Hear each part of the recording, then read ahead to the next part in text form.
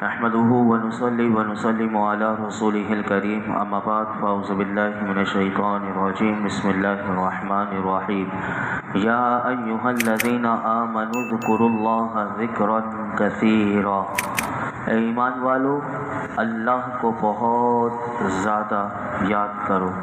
اس آیت کریمہ میں اللہ تعالیٰ نے ایمان والوں کو کثرت سے اپنے آپ کو یاد کرنے کی تعلیم دی گئی، یعنی تم اے ایمان والو تم اللہ کو کثرت سے یاد کرو اور اللہ کا ذکر کثرت سے کرو۔ ذکر میں علماء کہتے ہیں کہ کلمہ طیبہ کا ورد کرنا، لا الہ الا اللہ محمد رسول اللہ، یہ سب سے افضل الذکر ہے۔ اسی طرح اللہ تعالیٰ کی حمد اور بڑائی بیان کرنا وغیرہ داخل ہے، اور کثرت سے کے ساتھ ذکر کرنے سے مراد یہ ہے کہ صبح ہو یا شام، سردی ہو یا گرمی، تمام اوقات میں اللہ کا ذکر کرو۔ یوں ہی تم خشکی میں ہو یا سمندر میں ہو، ہموار زمین میں ہو یا پہاڑوں میں ہو، تمام جگہوں میں اللہ کا ذکر کرو۔ اسی طرح تم مسافر ہو یا نہیں ہو، تندرست ہو یا بیمار ہو، لوگوں کے سامنے ہو، تنہائی میں ہو، کھڑے ہوئے ہو یا بیٹھے ہوئے ہو یا کروٹ کے بل لیٹے ہوئے ہو، اللہ کا ذکر کرو۔ ہر حال میں اللہ کا ذکر کرو، اور فرمایا عبادت میں اخلاص کے ذریعے عبادت قبول ہونے اور عبادت کی توفیق ملنے کی دعا کر کے اللہ کا ذکر کرو۔ گناہوں سے باز آ کر اور گناہوں سے توبہ اور استغفار کر کے اللہ کا ذکر کرو۔ نعمت تمہیں مل رہی ہے تو اللہ کا شکر کر کے ذکر کرو، مصیبت آ گئی تو صبر کر کے اللہ کا ذکر کرو۔ گویا کہ ہر حال میں انسان کو یہ سارے سبق اس میں آ گئے کہ اللہ کا ذکر کیسے کرنا ہے۔ تو یاد رکھیے کہ پیچھے بھی ہم نے سماعت کیا تھا کہ آیت نمبر 35 میں سورہ احزاب کی، وہاں پہ بھی اللہ نے اپنے ذکر کرنے کا حکم دیا تھا، اور یہ آیت نمبر 41 آج ہم نے سماعت کی کہ جہاں اللہ کا ذکر کرنے کا حکم دیا گیا اور کثرت سے اللہ کا ذکر کرنے کا کہا گیا۔ حدیث مبارکہ تو میں نے وہاں بھی سنائی تھی، آج ایک اور حدیث پاک میں آپ کے سامنے رکھتا ہوں کہ اس حدیث پاک کو سنیے کہ مسند احمد میں یہ حدیث پاک موجود ہے۔ حضرت معاذ رضی اللہ تعالی عنہ آپ فرماتے ہیں کہ ایک آدمی نے نبی اکرم صلی اللہ علیہ وسلم سے دریافت کیا، یعنی حضور سے سوال کیا، پوچھا کہ مجاہدین میں سے کون اجر و ثواب میں سب سے بڑھ کر ہے؟ تو رسول اللہ صلی اللہ علیہ وسلم نے ارشاد فرمایا ان میں سے جو سب سے زیادہ اللہ کو یاد کرنے والا ہے۔ اس نے عرض کی کہ یا رسول اللہ، روزہ رکھنے والوں میں کس کا اجر زیادہ ہے؟ ارشاد فرمایا ان میں سے اللہ کا ذکر کثرت سے کرنے والوں کا، پھر وہ نماز پڑھنے والوں کے بارے میں، زکوٰۃ دینے والوں کے بارے میں، حج کرنے والوں کے بارے میں اور صدقہ دینے والوں کے بارے میں پوچھتے رہے۔ تو رسول اللہ ہر ایک یعنی اس سوال کرنے والے کے جو اس نے نماز سے متعلق پوچھا، حج کے متعلق پوچھا، زکوٰۃ کے متعلق پوچھا اور صدقہ دینے والوں کے بارے میں پوچھا، یعنی یہ سارے کام یہ لوگ کرتے ہو، لیکن ان میں سے کون افضل ہے؟ تو میرے آقا ان تمام کے بارے میں یہی ارشاد فرماتے رہے کہ یہ سارے کام بھی کر رہا ہو اور ساتھ اللہ کا ذکر بھی کثرت سے کر رہا ہو، تو فرمایا ان کا اجر سب سے زیادہ ہے۔ تو حضرت ابو بکر صدیق رضی اللہ تعالیٰ عنہ نے حضرت فاروق اعظم سے کہا اے ابو حفص، یہ آپ کی کنیت ہے۔ تو جب یہ حضور حدیث مبارکہ بیان کر رہے تھے، یعنی سائل کے جواب دے رہے تھے، تو وہیں صدیق اکبر بھی موجود تھے، تو انہوں نے حضرت فاروق اعظم سے فرمایا اے ابو حفص، اللہ کو یاد کرنے والے سب بھلائی لے گئے۔ تو میرے آقا نے جب حضرت صدیق اکبر کا فاروق اعظم کو یہ کہنا، تو میرے آقا نے فرمایا ہاں وہ بھلائی لے گئے، یعنی جو یہ سارے کام بھی کرتے ہو لیکن اس کے ساتھ اللہ کا ذکر بھی کثرت سے کرتے ہو، تو حضرت صدیق اکبر نے بتا دیا کہ ساری بھلائیاں تو یہ لے گئے۔ ہم اللہ کی بارگاہ میں دعا کرتے ہیں اللہ ہمیں کثرت سے اپنا ذکر کرنے کی توفیق عطا فرمائے۔ ورنہ آج ہم مسجدوں میں آ کر بھی اللہ کا ذکر نہیں ہوتا، آج مسجد میں آ کر بھی زبان چلتی نہیں لوگوں کی۔ یہ کیونکہ ہم جتنی ایمان کی کمزوری ہوتی جائے گی اتنی زبان انسان کی بند ہو جائے گی۔ اور میں سن رہا تھا تو ایک ممتاز عالم دین وہ بڑی خوبصورت بات کہہ رہے تھے کہ فرمایا کہ وہ جب اس پر بدبختی کسی پر طاری ہو جاتی ہے تو وہ اللہ کے گھر میں بیٹھ کر بھی وہ اللہ کا ذکر نہیں کر سکے گا، کیونکہ اگر اس نے کر لیا تو ذکر کرنے والوں کو تو اللہ ویسے ہی بخش دیتا ہے۔ تو یہ ذکر کرنا اتنی اس کی دنیاوی اور دینی ہر لحاظ سے اتنی برکتیں ہیں کہ احادیث میں تو بے شمار اس کے بارے میں احادیث ہے۔ علماء کرام نے بھی اپنی کتابوں میں اس کی اتنی برکتیں لکھی ہیں جن میں سے میں چند آپ کے سامنے رکھتا ہوں۔ علماء فرماتے ہیں کہ اللہ کا ذکر کرنا یہ اللہ کی رضا حاصل کرنے کا ذریعہ۔ فرمایا اس کی برکت سے اللہ کا قرب نصیب ہوتا ہے، معرفت الہی کے دروازے اللہ کے ذکر سے۔ اب ذکر صرف زبان سے بھی نہیں، ذکر غور و فکر بھی کرنا یہ بھی ذکر ہے۔ کائنات میں غور و فکر کرنا تو یہ بھی اللہ کی معرفت حاصل ہوتی ہے۔ اسی طرح ذکر کرنے والا اللہ کو یاد کرتا ہے تو قرآن میں اللہ خود فرماتا ہے جب بندہ مجھے یاد کرتا ہے تو میں بھی اسے یاد کرتا ہوں۔ تو ذکر کرنے والے کو اللہ یاد فرماتا ہے۔ اسی طرح علماء کہتے ہیں کہ ذکر کرنے والے یہ اللہ کے عذاب سے نجات پا جاتے ہیں، یعنی اللہ اپنے عذاب سے ایسے لوگوں کو نجات دے دیتا ہے۔ بندے اور جہنم کے درمیان آڑ ہے اللہ کا ذکر۔ ذکر کرنے والا قیامت کے دن کی حسرت سے محفوظ ہوتا ہے، یہ خود بھی سعادت مند ہو جاتا ہے، اور اگر اس کے ساتھ بیٹھنے والا بھی وہ بھی اللہ کا ذکر کرے اللہ اس کو بھی نواز دیتا ہے۔ اسی طرح ذکر کرنا کثرت سے کرنا بندے کو بدبختی سے بچا دیتا ہے۔ کثرت سے ذکر کرنے والا بندے کو قیامت کے دن اللہ تعالیٰ کی بارگاہ میں افضل اور عرفہ درجہ نصیب ہوگا۔ اور جب بندہ ذکر کرتا ہے تو علماء کہتے ہیں اللہ کی طرف سے سکینہ نازل ہوتا ہے اور اس کی رحمت چھا جاتی ہے۔ اور ذکر کرنا یہ بندے کے گناہوں کو خطاؤں کو مٹا دیتا ہے، اور اللہ کے ذکر کی برکت سے بندے کا نفس شیطان سے بچا رہتا ہے، کیونکہ یہ بھی حدیث پاک میں آتا ہے کہ جب بندہ اللہ کا ذکر کرتا ہے تو شیطان جو دل سے چمٹ جاتا ہے، جب بندہ اللہ کا ذکر کرنا شروع کرتا ہے تو شیطان ہٹ جاتا ہے دل سے، تو وہ محفوظ رہتا ہے۔ جب تک بندہ ذکر کرتا ہے شیطان اس کے قریب نہیں آتا۔ آپ دیکھیے نا حدیث پاک میں آتا ہے اذان جب ہوتی ہے تو شیطان دم بھگا کر بھاگتا ہے، یعنی اس کی ہوا نکل جاتی ہے، وہ اذان سے اتنا کانپتا ہے وہ شیطان۔ تو یہ سب اللہ کا ذکر ہے، یہ علماء نے بتایا۔ اور ذکر جب بندہ کرتا ہے، علماء نے اس میں یہ بھی لکھا کہ یہی ذکر دنیا میں، قبر میں، حشر میں ذکر کرنے والے کے لیے نور ہو جائے گا، یعنی اس کی قبر کا نور بن جائے گا، محشر کے میدان کا نور بن جائے گا۔ ذکر کرنے والے کے اگر غم چھایا ہوا ہو، آپ دیکھ لیجئے جب بندہ ذکر اللہ کا شکر کرتا ہے چند منٹوں میں ذکر کی برکت سے اس کا غم دور ہو جاتا ہے۔ کتنی بڑی ٹینشن میں ہو آپ پڑھیے لا حول ولا قوت الا باللہ، کثرت سے پڑھیے، آپ دیکھیں گے کہ اس ذکر کی برکت سے آپ کی ساری ٹینشنیں دور ہونا شروع ہو جائیں گی۔ میرے آقا علیہ الصلوۃ والسلام کی یہ وہ حدیث پاک ہے کہ جس میں حضور نے فرمایا 99 بیماریوں کی دوا ہے، لا حول ولا قوت، یہ سب اللہ کا ذکر ہے۔ سبحان اللہ، الحمدللہ، اللہ اکبر۔ اسی طرح دل کی حیات کا سبب بھی اللہ کا ذکر ہے، کیونکہ ذکر کرنے والوں کو قرآن میں زندہ کہا گیا کہ وہ دلوں کو بھی حیات مل جاتی ہے، اور دل اور بدن کو بھی اللہ کا ذکر مضبوط کرتا ہے، چہرے دل کو منور کرتا ہے، روح کی غذا اللہ کا ذکر ہے۔ یہ دیکھیے یہ کتنی برکتیں ہیں، یہ سب علماء نے یہ تو چند لکھی ہیں جو میں آپ کے سامنے عرض کر رہا ہوں۔ بندے کی مشکلات آسان ہوتی ہیں ذکر کے برکت سے، اللہ کہاں کہاں سے اس کی وہ مشکل دور کر دیتا ہے، اس کے وہم و گمان میں بھی نہیں ہوتا۔ یہ سب اللہ کے ذکر کی برکتیں ہیں۔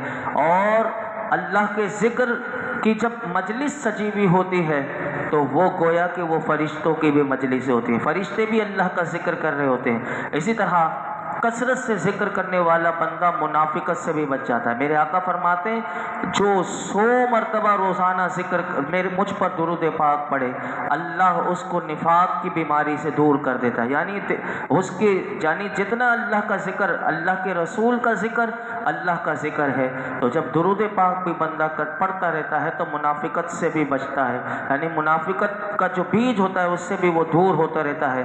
اور اسی طرح ذکر یہ شکر کی بنیاد ہے، اور بھی بے شمار ہیں۔ آخری میں کہ ہمیشہ ذکر کرنے والا اللہ کے فضل سے جنت میں بھی داخل ہوگا۔ اور ذکر جو ہے، اگر کوئی جنت کے باغات اگر جاننا چاہتا ہے کہ دنیا میں جنت کے باغات کیا ہیں، تو حدیث پاک میں کہا گیا کہ یہ ذکر کے جو حلقے ہوتے ہیں، یہ علم کی مجلس بھی یہ ذکر ہے۔ تو گویا کہ اگر علم کی مجلس میں، قرآن کی مجلس میں آنا، گویا کہ یہ جنت کے باغات میں بندہ سیر کرنے کے لیے آیا ہے، تو یہ ذکر کی ساری برکتیں ہیں۔ آگے اللہ تعالیٰ ارشاد فرماتا ہے وَسَبِّحُوهُ بُكْرَةً وَأَصِيلًا، اور صبح و شام اس کی پاکی بیان کرو۔ یعنی ارشاد فرمایا صبح و شام ہر نقص و عیب سے اللہ کی پاکی بیان کرو۔ یہاں صبح اور شام کا جو ذکر خاص طور پر یہ جو علماء فرماتے ہیں اس لیے ذکر ہوا جو اللہ نے فرمایا، یہ دونوں اوقات جو ہوتے ہیں، صبح کا وقت، شام کا وقت، فرمایا یہ دن اور رات کے فرشتوں کے جمع ہونے کا بھی وقت ہے۔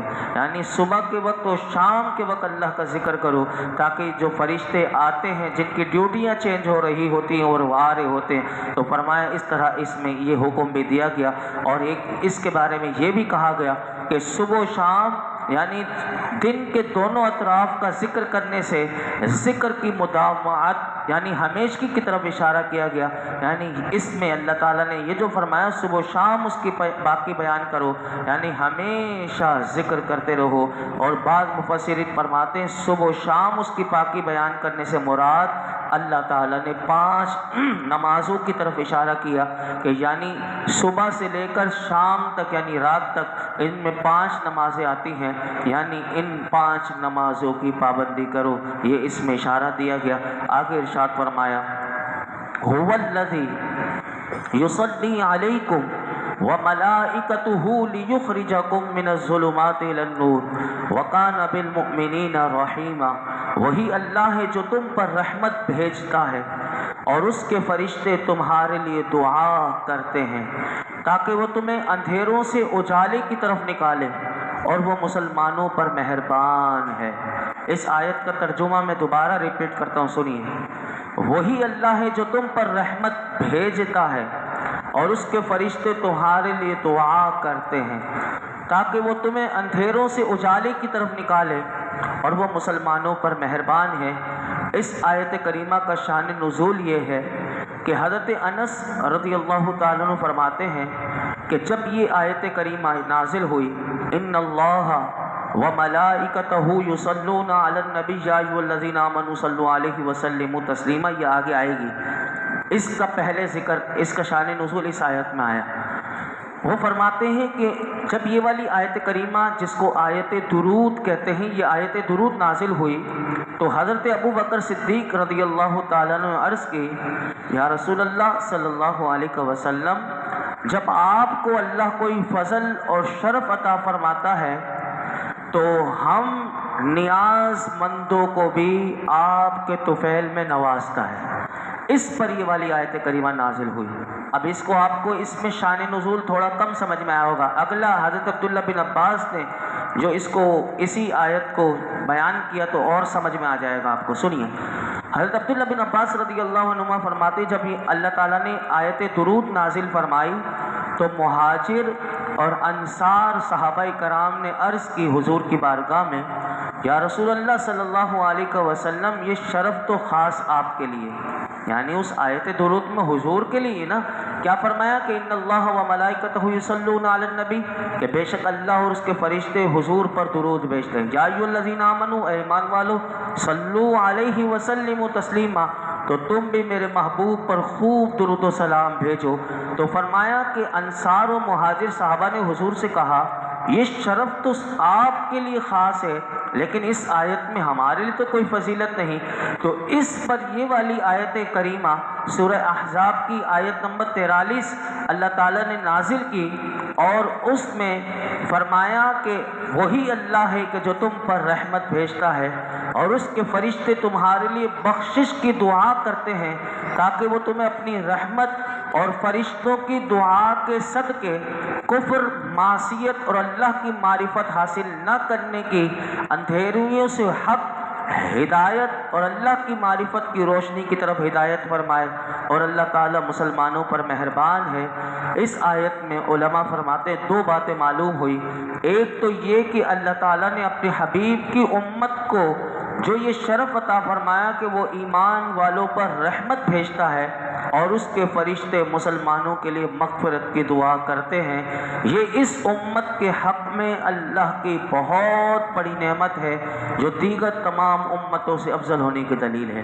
یعنی درود پاک پڑھنے والے پر اگر کوئی پوچھتا ہے کہ کیا ملتا ہے تو یہ قرآن بتا رہا ہے۔ حدیث مبارکہ تو بے شمار ہیں کہ جس میں میرے آقا فرماتے ہیں ایک مرتبہ درود پڑھتا ہے اللہ اس پر 10 رحمتیں نازل کرتا ہے، 10 گناہوں کو معاف کر دیتا ہے، 10 درجات کو بلند کر دیتا ہے۔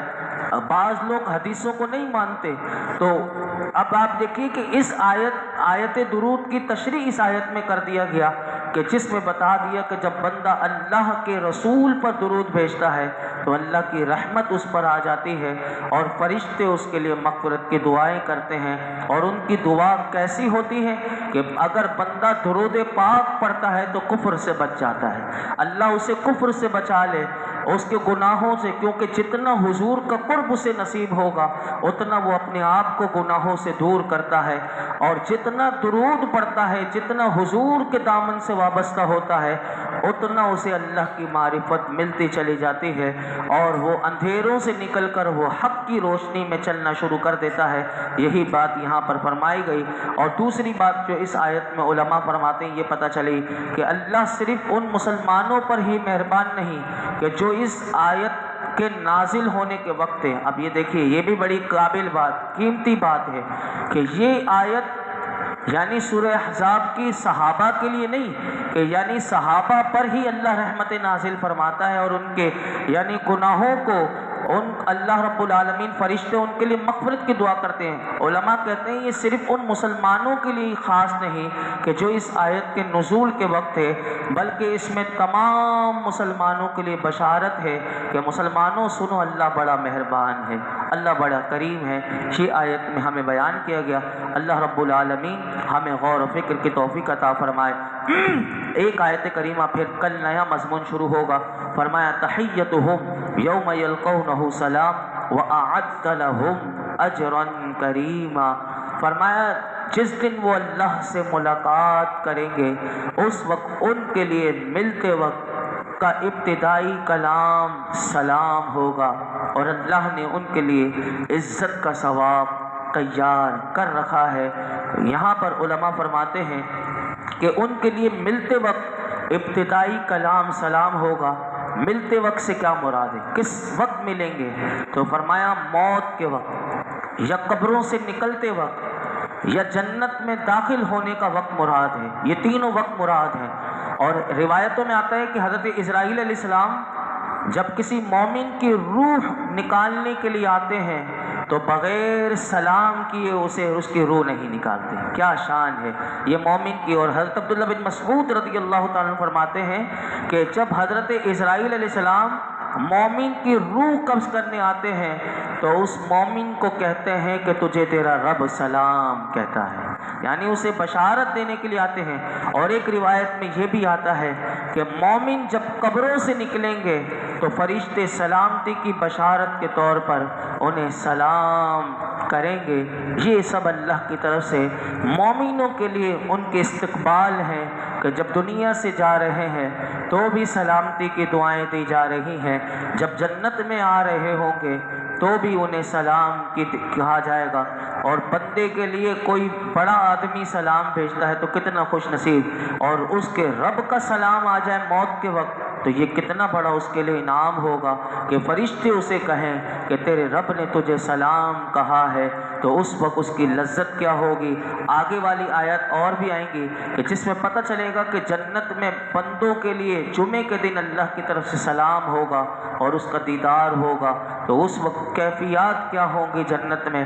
تو یہ سب مومنوں کے لیے ہے، کافروں کے لیے کچھ بھی نہیں ہے۔ تو یہ ہمارے لیے کتنی خوش نصیبی ہے کہ ایمان کتنی بڑی دولت ہے۔ تو اسی ایمان پر خاتمے کی ہمیں کثرت سے اللہ سے دعا کرنی چاہیے کہ موت کے وقت اللہ ہمارے ایمان کی حفاظت فرمائے اور موت کے وقت ہمیں سلامتی ایمان کے ساتھ خاتمہ بالخیر فرمائے۔ الحمدللہ رب العالمین والصلاة والسلام علی سید الانبیاء والمرسلین وعلی آلہ واصحابہ اجمعین۔